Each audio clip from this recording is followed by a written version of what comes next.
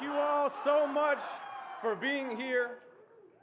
Thank you to my friend, Reverend Dr. Cynthia L. Hale of Ray of Hope Christian Church for that warm introduction.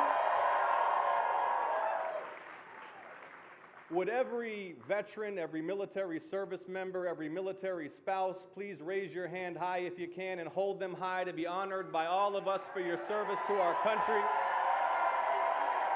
Thank you so much. Thank you. Thank you. Now, Atlanta, the polls open in 8 weeks. 8 weeks till early vote.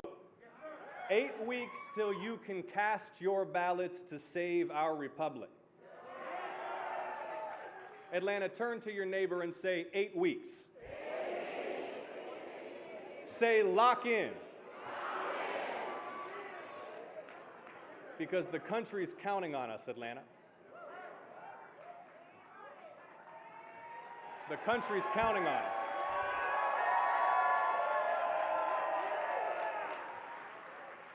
And the crowds I've seen over the last year and a half at rallies like this one, decent folk from all walks of life in living rooms and backyards across our state, our coalition of Democrats, independents, and Republicans, and the volunteer army already knocking thousands of doors each week, all leave no doubt that Georgia's about to make history again.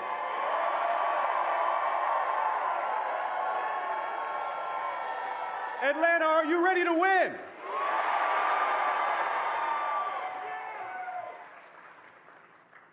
Now, I know many of you are here today because you just can't stand what's been done to our country. Our government made a tool of one man's vengeance, power, and wealth. Prices soar while the president rakes in billions. Cancer patients lose insurance while the rich get another tax cut. We're plunged deeper and deeper into another reckless war. Private prisons full of families grow in size and squalor. The Justice Department and even our intelligence agencies are twisted to serve this president's vendettas. But in 8 weeks, Atlanta, in 8 weeks, we can cast our ballots and say enough is enough.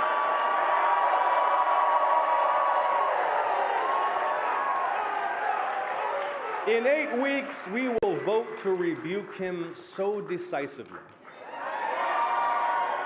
that no president will dare such abuses again for centuries, Atlanta.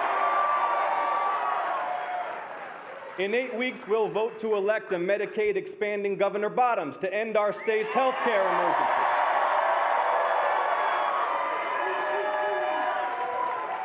And between now and then, I need you to work, Atlanta, not for my sake, not for the sake of the Democratic Party, but for the sake of our state and our country. Because, see, some people just happen to live at times and in places where history is made. And this year, once again, that's us.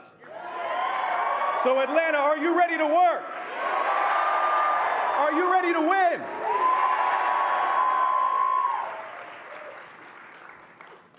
Now, remember, he promised to lower prices on day one.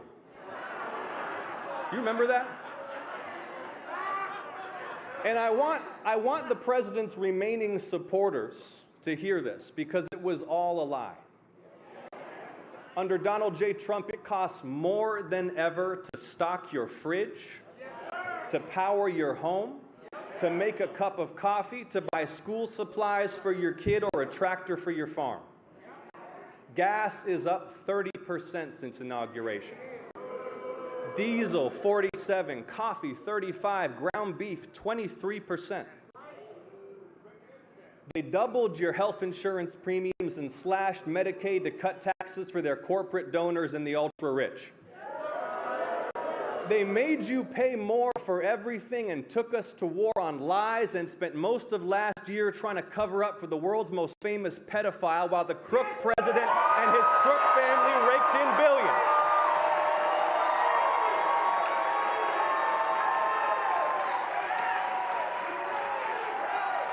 while your tax dollars were put to work backing Trump's businesses. See, they are literally the elites they pretend to hate. So say it again with me now, Atlanta. Enough is enough.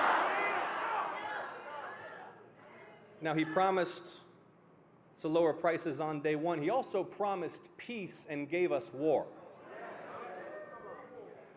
Now, in its 6 months, they drained our stockpiles to achieve nothing. Iran still has its uranium, Hormuz is still closed, and it was all lies. 18 brave Americans killed in action. Remember last year they claimed Iran's nuclear program had been obliterated? Then this year they claimed it posed an imminent nuclear threat? Both times lies. On day one of the war, listen to this, day one, the president said the war was, quote, ahead of schedule. Ahead of schedule. On day 4, he declared victory. Today is day 170. And did y'all see Hegseth in front of that committee? Did y'all see it? Listen to this. On day 9 of the war, the incompetent Pete Hegseth guaranteed Iranian surrender. On day 14, he claimed Iran's military had been destroyed. On day 40, he said every single objective had been achieved. That was 4 months ago. They've lied nonstop about this war like they lie about everything. And they know they're lying, but they lie and they keep lying anyway because in this White House, they view persistence in deceit as a virtue. You hear me, Atlanta? And there's something uniquely despicable about lying a nation into war. Treating citizens as fools and those who serve as pawns. Aboard the USS Abraham Lincoln, they've now been at sea for 240 plus days without a port call. It's a Navy record. And still they serve with excellence. And still they serve with excellence. God bless the sailors, Marines, aviators, and all aboard the United States ship Abraham Lincoln.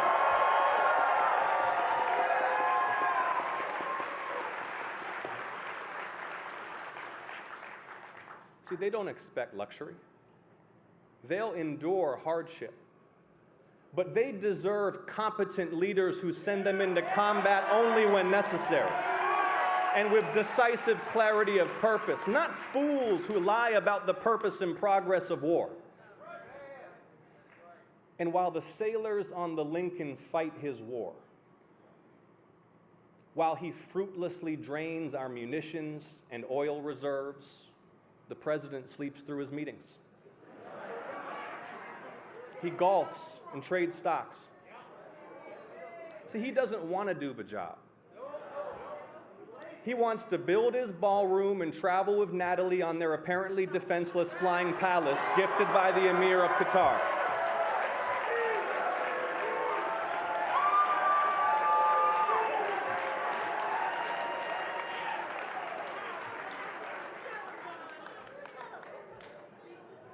And above all, Donald wants to get money.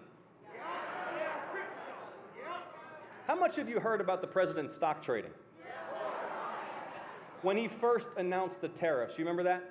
He called it Liberation Day. And it crashed the markets because it was clown policy. You remember that? Okay, so follow me through on this. He announces the tariffs on April 2nd of last year. The markets tank nonstop for like a week because it's a disastrous trade policy. And 6 days into the crash, April 8th, Trump buys millions in stock. I'm talking Amazon, Nvidia, Apple, Microsoft, Berkshire Hathaway. And then the very next morning, April 9th, he posts on Truth Social, quote, "This is a great time to buy." 3 exclamation marks. Okay, now listen to this. 3 hours and 41 minutes after that post, one day after he bought millions in stock, he canceled the tariffs and triggered one of the biggest same-day rebound rallies in market history. He's trying to get money. And you saw, now he's offering paid subscriptions to presidential announcements, right? Just understand what's for sale here. The sitting president's pronouncements on war and peace and economic policy delivered first to paying customers? What an absolute crook.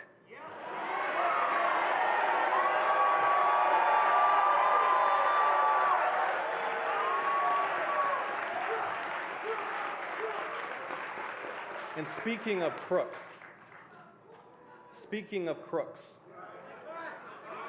not a lot of people know this, but Congressman Mike Collins is literally one of the most active crypto traders in the entire Congress, House or Senate. Now remember, Mike's already under federal investigation for illegally funneling tax dollars to his violent staffer's girlfriend for a no-show job. Do you remember that? But Mike Collins also repeatedly broke the law hiding his crypto trading. Because he's like a scandal piñata. So every time you shake him, more misdeeds fall out.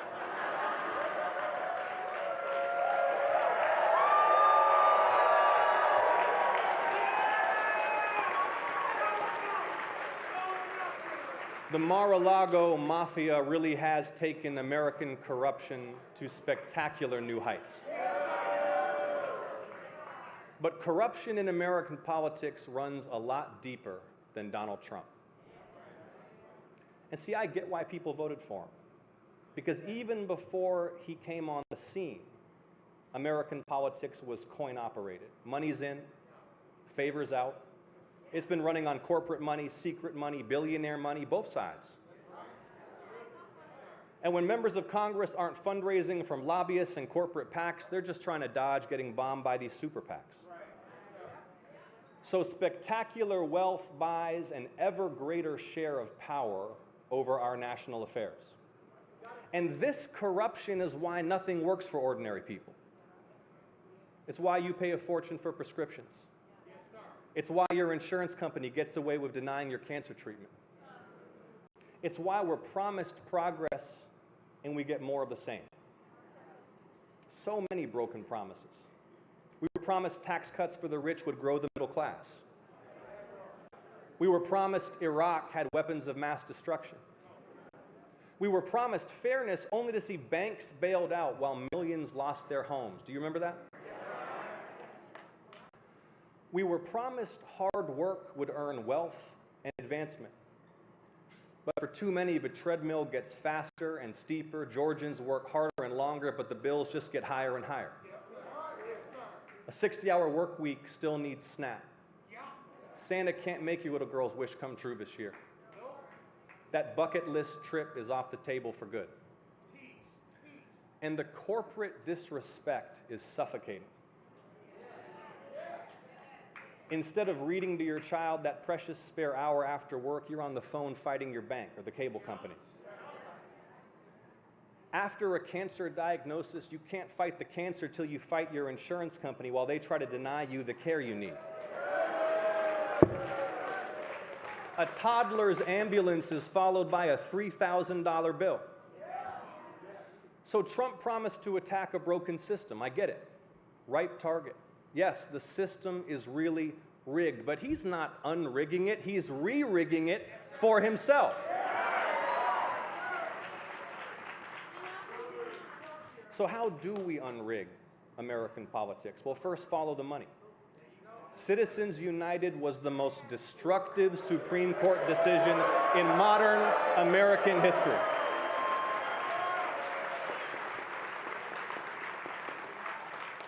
And see, Donald Trump's rise is a symptom of all of this. And I suspect many of you are here because you recognize that our task is not just to contain his wickedness, but to cure the rot that gave rise to it. that this broken moment is an opening not for restoration, but for reformation. Because who really supports allowing unlimited secret political money to bend the nation's agenda in darkness? In Garden City or Albany or College Park, if I ask anyone, Democrat, Independent, Republican, none of the above, if I ask them whether this is how things should work, it doesn't matter who they are, the answer is no. In Atlanta, if it takes a constitutional amendment to end Citizens United, we'll deliver a united Georgia to ratify it.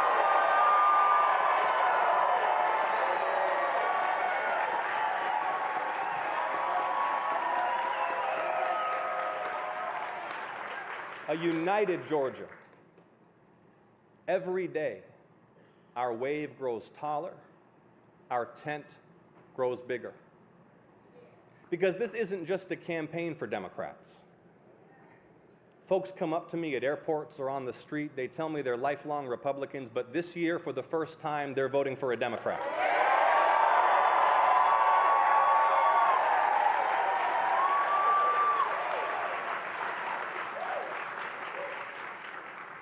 The mayor of Valdosta, Scott James Matheson, a friend of mine, a conservative Republican, he's backing this campaign.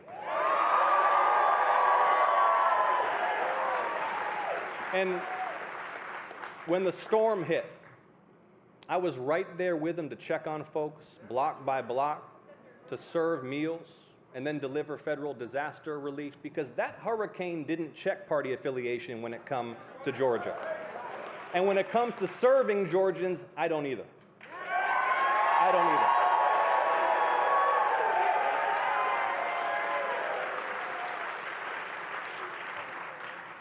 And then up the road in Tifton, Mayor Julie Smith, another proud Republican who's on this team. When her hospital needed new dialysis equipment, my office delivered it. When Tift County pecan farmers told me they needed help lowering foreign tariffs on Georgia pecans, I got it done. I am grateful to Scott and Julie for their support. And there will be more bipartisan friends announcing their support in the weeks ahead.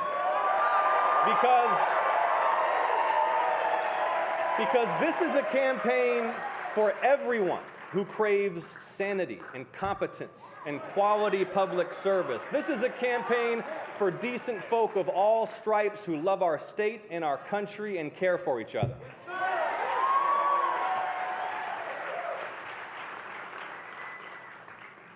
Every day, I think about Congressman Lewis. His portrait hangs right above my desk in my Senate office. And even in his final months, he kept reminding us that we all live in one American house, that we all live in one world house. John Lewis called it the inevitable truth that we're all members of one human family. And I suspect many of you are here because you're so deeply troubled by the pain so many of our fellow human beings are enduring right now. The terror of a child watching ICE take away her mother. The despair of a cancer patient losing coverage mid-treatment. The silent panic of a grandmother when she sees the receipt for her groceries and then remembers there's 3 weeks left until her next Social Security check. And that ache in your heart, that pit in your stomach, that's what reminds us we're all in this together. That we're not just one United States, we're one united people. E pluribus unum, out of many one.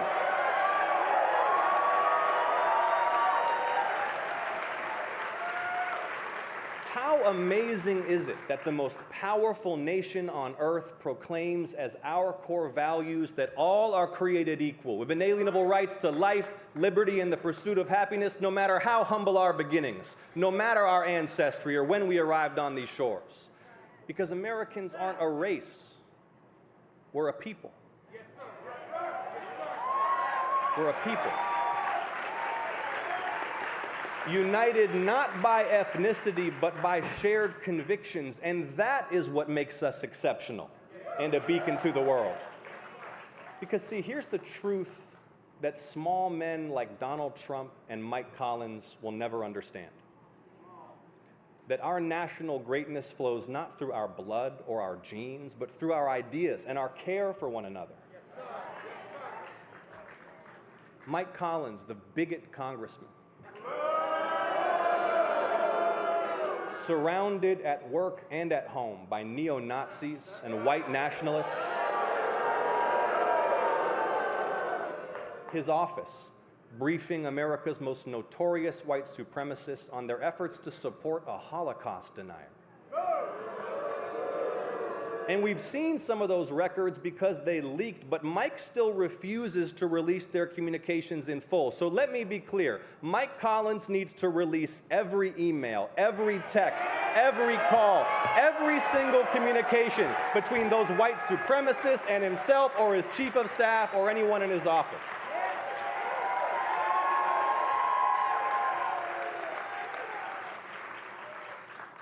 And then there's the neo-Nazi propagandist with 1 million followers producing neo-Nazi propaganda at Mike Collins' house while producing promotional content for Mike Collins' business. This is a real thing that happened. And Mike still refuses to answer whether his business paid the neo-Nazi or if he just accepted the neo-Nazi services as a gift. The press asked him and he ran away. Did you see it? He literally ran away from a press conference. It was Mike Collins alone standing in a field. A reporter asks if he paid the neo-Nazi, he won't answer. Another asks if Mike endorses white nationalism, he won't answer. Mike literally gets so scared you can see his hand shaking at the podium until he just flees.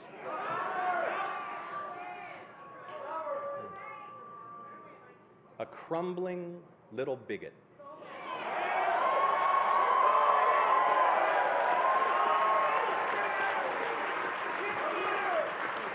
And the sad spectacle of a collapsing campaign. Because see, Brian Kemp was right about Mike Collins. There's a reason Rick Jackson won't commit to campaigning with Mike. Why Brad Raffensperger won't endorse him. Why conservative WSB radio host Shelley Winter called Mike a bottom feeder. Why Coach Dooley condemned Mike's, quote, blatant taxpayer-funded corruption and said Mike's, quote, disgusting behavior does not represent Georgia values or, frankly, any values. Why Eric Erickson said that Mike, quote, knowingly hired a sociopath with a criminal record who was alleged to have used your and my tax dollars to subsidize his girlfriend. There's a reason one of the founders of the Tea Party said this summer, quote, I cannot in good conscience vote for Mike Collins. He is unfit for office, and warned that Collins would, quote, drag down the whole Republican ticket in Georgia.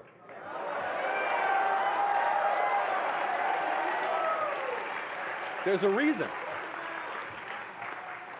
And that reason is Mike Collins is a known bigot under federal investigation for the illegal misuse of tax dollars, surrounded by neo-Nazis and white nationalists, widely known for his poor character and low integrity, who voted for war and voted to cut your health care and is unfit for any elected office.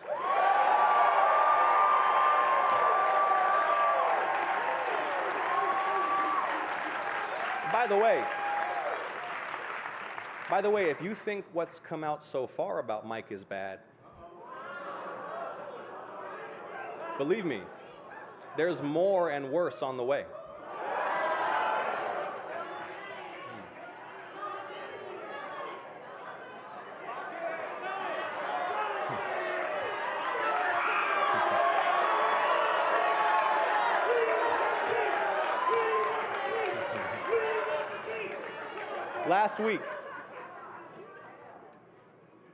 Last week, just 2 weeks after he ran away from the neo-Nazi press conference, Mike got himself in trouble again when a man named Dominic Box came to a Mike Collins breakfast at a golf club in Savannah. Because see, Mr. Box is one of those who helped lead the attack on the Capitol on January 6th. Convicted on 2 felony counts, pardoned by Donald Trump on day 1. Never let them forget. They hunted the vice president to kill him. They built a gallows on the Capitol lawn. They assaulted police officers with flagpoles and bear spray, and they tried to seize the presidency for Donald Trump. And to this day, Mike Collins supports that violent attempt to overturn the election. He honors and defends them. He went to visit them in jail. And at that Savannah breakfast last week, Mike told Mr. Box he wants to pay those violent criminals with your tax dollars.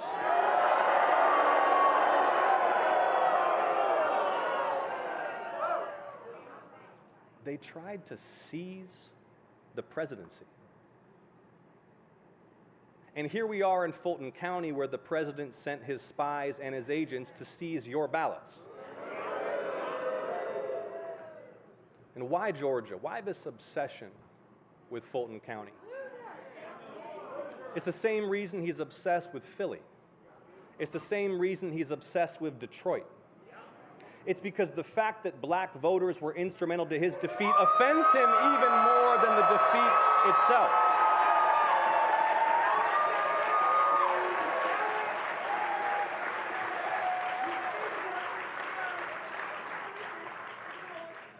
But how foolish of them to launch an attack on voting rights right here at the political and spiritual center of the very black history they seek to erase.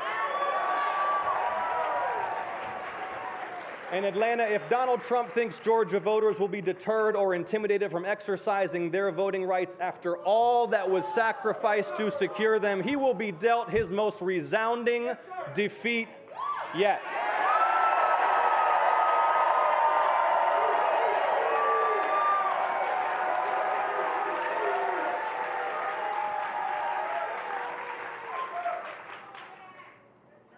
Because Georgia deserves better. Better than pro-war, pro-tariff, pro-cutting-your-health-care Trump puppet Mike Collins. And America deserves better than Donald Trump.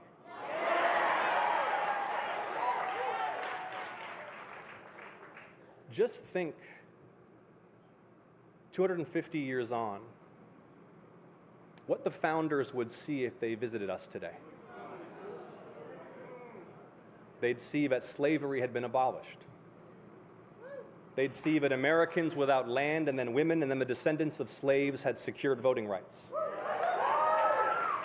They'd see that our science and technology propelled human knowledge to unimaginable heights, and that those 13 colonies had grown into a superpower that defeated the Nazis and communism.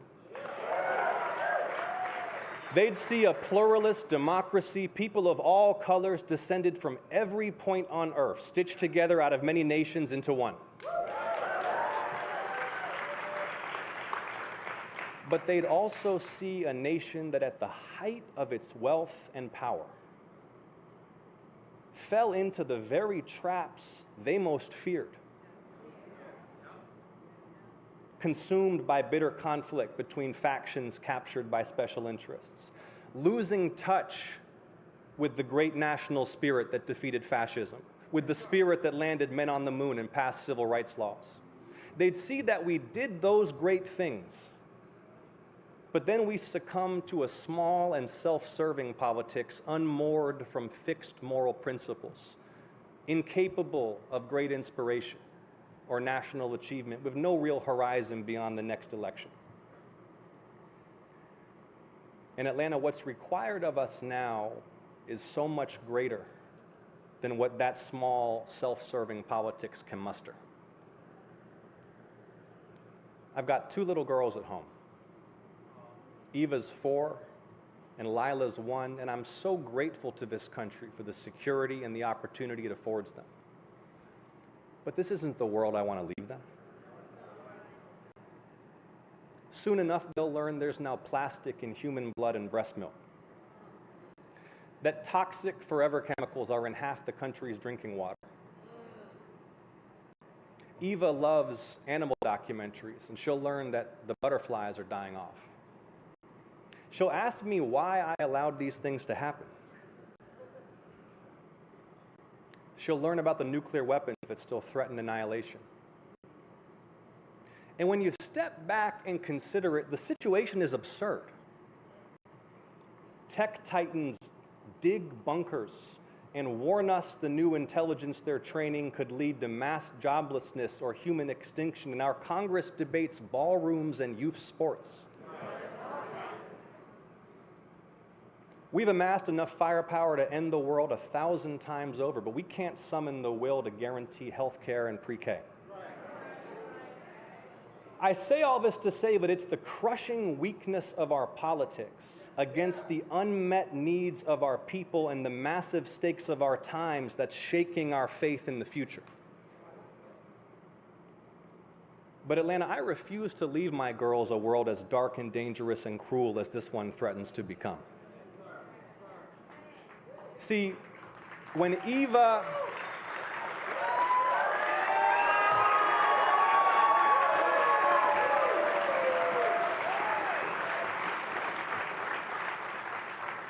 When Eva's old enough to ask me why I'd let this happen, I'm determined to answer truthfully that I didn't.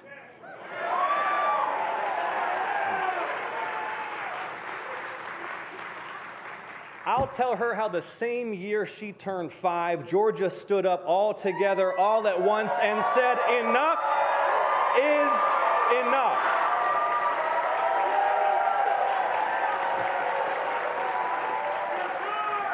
I'll tell her how we overcame every doubt and dirty trick, not just to win, but to set a new course for our state and our country and our world. Because Atlanta, our power's right there, just waiting for us to pick it up and use it. And a wave is building. The kind of wave that comes once a generation when the people have been pushed too far. And they decide all together, all at once, to say what? Enough is enough. The polls open in 8 weeks, Atlanta. 8 weeks. Atlanta, are you ready to work? Atlanta, are you ready to win? Thank you. God bless you. Let's get it done. Thank you so much.